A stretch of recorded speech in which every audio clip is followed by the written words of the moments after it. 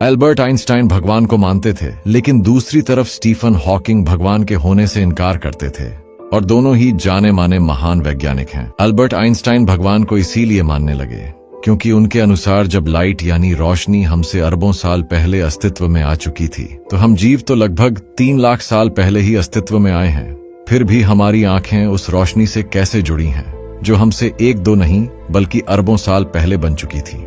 जैसे मान लो 13 अरब साल पहले बिग बैंग हुआ, यानी ब्रह्मांड अस्तित्व में आया, और इसके 90 करोड़ साल बाद पहला रोशनी का सोर्स बना, और फिर समय में आगे लगभग 13 अरब साल बाद हम बने। तो अगर हम अपने आप किसी इत्तेफाक घटना से बने होते तो हमारे पास आंखें भी नहीं होनी चाहिए थी, क्योंकि हमारी बॉडी को कैसे पता चला कि हमसे अरबों साल पहले लाइट अस्तित्व में है, और उसको देखने के लिए आंखें होनी चाहिए, और हमारी आंखें भी सिर्फ लाइट को देखने के लिए ही बनी हैं। और दूसरी तरफ स्टीफन हॉकिंग भगवान को कई कारणों से नहीं मानते थे, जिनमें से एक छोटा सा कारण यह है कि अगर हम सिर्फ इस ग्रह पर रहने के लिए बने हैं तो फिर हमारी सोच से बड़ा ब्रह्मांड कोई क्यों बनाता, और अगर इतना बड़ा ब्रह्मांड बना ही दिया तो हम भी ब्रह्मांड में कहीं भी जाने योग्य होने चाहिए थे। साथ ही उन्होंने ये भी कहा था कि गुरुत्वाकर्षण वो नियम है जिसकी वजह से ब्रह्मांड अपने आप शून्य से शुरू हो सकता है। उनके अनुसार अगर आप ग्रेविटी यानी गुरुत्वाकर्षण को अच्छे से समझ जाते हैं तो आप भी जान जाओगे कि